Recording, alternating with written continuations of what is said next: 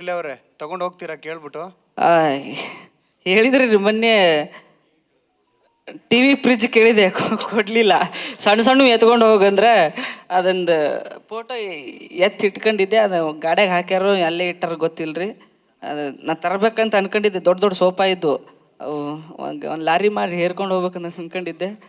ಮತ್ತು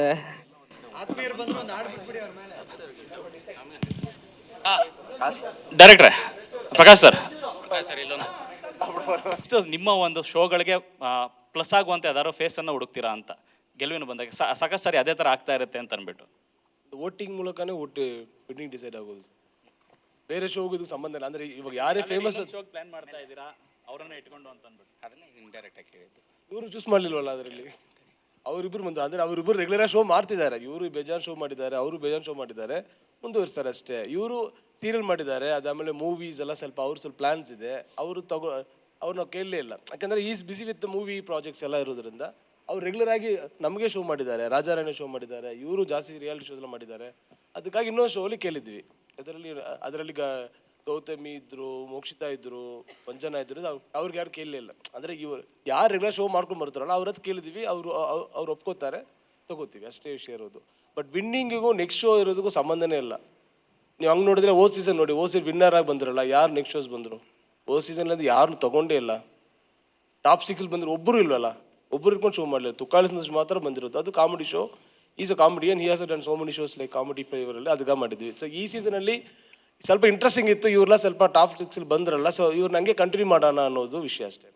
ಪ್ರಕಾಶ್ ಸರ್, ಇದಕ್ಕೆ ಕಂಟಿನ್ಯೂಸ್ ಆಗಿ ನನ್ನ ಒಂದು ಪ್ರಶ್ನೆ. ಈಗ ನಿನ್ನೆ ಈಗ ಹನುಮಂತ್ ಅವರಿಗೆ ಗೆಲ್ಲುವಂತಹ ಚಾನ್ಸಸ್ ಜಾಸ್ತಿ ಇದ್ದರೂ ಕೂಡ ಸೊ ಎಲ್ಲ ಒಂದು ಕಡೆ ತ್ರಿವಿಕ್ರಮ್ ಅವ್ರಿಗೆ ಸಪೋರ್ಟ್ ಮಾಡುವಂಥ ಒಂದಿಷ್ಟು ಅಂದರೆ ಒತ್ತಡಗಳಿತ್ತು ಬೇರೆ ಬೇರೆ ವಿಂಗಿಂದ ಅನ್ನುವಂಥ ಮಾಹಿತಿ.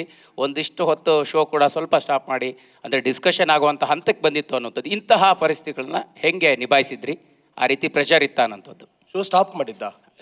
ಸ್ಟಾಪ್ ಮೀನ್ಸ್ ಹಂಗಲ್ಲ, ಒಂದಿಷ್ಟು ಡಿಸ್ಕಷನ್ ಕೂಡ ಆಯ್ತು ಅನ್ನುವಂಥದ್ದು ಸರ್ ಅಲ್ಲಿ. ಫಿನಾಲೆನಾ? ಹೌದು, ಫಿನಾಲೆ ಟೈಮಲ್ಲಿ ಸರ್. ಹಂಗೇನು ಅದು ಇಲ್ಲ, ಒತ್ತಡಗಳೆಲ್ಲ ಬರ್ತಾ ಇತ್ತು ಅಂತ.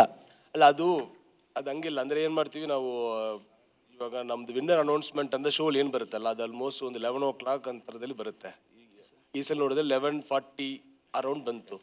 ಸೊ ಆಲ್ಮೋಸ್ಟ್ ಒಂದು 11 o'clock ಮೇಲೆ ರಿಸಲ್ಟ್ ಬರುತ್ತೆ ಅಂದ್ರೆ ನಾವು ಒಂದು 9:30 10 ಗಂಟೆ ಶೂಟ್ ಮಾಡ್ತೀವಿ. ಸೊ ಬಟ್ ಆದರೆ ನಮಗೆ 6 o'clock ಶೋ ಶುರು ಆಗುತ್ತೆ. ಅದಕ್ಕೆ ನಾವು ಬೇಗ ಸ್ಟಾರ್ಟ್ ಮಾಡ್ತೀವಿ. ಮಧ್ಯದಲ್ಲಿ ಸ್ವಲ್ಪ ಒಂದು 1 hour ಬ್ರೇಕ್ ತಗೋತೀವಿ. ಆ ವಿನ್ನಿಂಗ್ ರಿಸಲ್ಟ್ ಬರುತ್ತಲ್ಲ, ಆ ಮೊಮೆಂಟ್ ಮಾತ್ರ ಸ್ವಲ್ಪ ಲೇಟಾಗಿ ಶೂಟ್ ಮಾಡ್ತೀವಿ. ಒಂದು 1 hour ಮುಂಚೆ ಶೂಟ್ ಮಾಡ್ತೀವಿ, ಬೇಗ ಆಗುತ್ತೆ. ಯಾಕಂದರೆ ಆ ವಿಷಯ ನ್ಯೂಸ್ ಬಂದರೆ ಯಾವ ಲೆವೆಲ್ ಸ್ಪ್ರೆಡ್ ಆಗುತ್ತೆ ಗೊತ್ತಿರುತ್ತೆ, ಎಷ್ಟು ಜನ ಕಾಯ್ತಿರ್ತಾರೆ ಗೊತ್ತಿರುತ್ತೆ. ಸೊ ಅವ್ರು ಸ್ವಲ್ಪ 1 hour ಲೇಟಾಗಿ ವಿಷಯ ಕೊಡೋಣ ಅಂತ ಹೇಳಿ ನಾವು ಲೇಟಾಗಿ ಶೂಟ್ ಮಾಡ್ತೀವಿ. ಸರ್ ಹನುಮಂತ್ ಅವರೇ, ಒಂದು ಈಗ ಅಂದರೆ ಆ ಮನೇಲಿ ಓಕೆನಾ, ನಿಮಗೆ ಈ ಹೊರಗಡೆ ಇದ್ದಾಗ ಯಾರಾದರೂ ಪರಿಚಯ ಇದ್ದು ಒಳಗಡೆ ಹೋದ ನಂತರ ಸರ್ಪ್ರೈಸ್ ಆಗಿದ್ದು ಯಾರೋ ಇತ್ತ ಇನ್ಸಿಡೆಂಟು? ಯಾರು ಪರಿಚಯ ಇತ್ತು ಅಲ್ಲಿ ಅಷ್ಟು ಜನದಲ್ಲಿ ಹೊರಗಡೆ ಇದ್ದಾಗ ಅಂತ? ನನಗೆ ಮೋಕ್ಷಿತಕ್ಕ ಗೌತಮಕ್ಕ ಸ್ವಲ್ಪ ಪರಿಚಯ ಇದ್ರಿ. ಮತ್ತು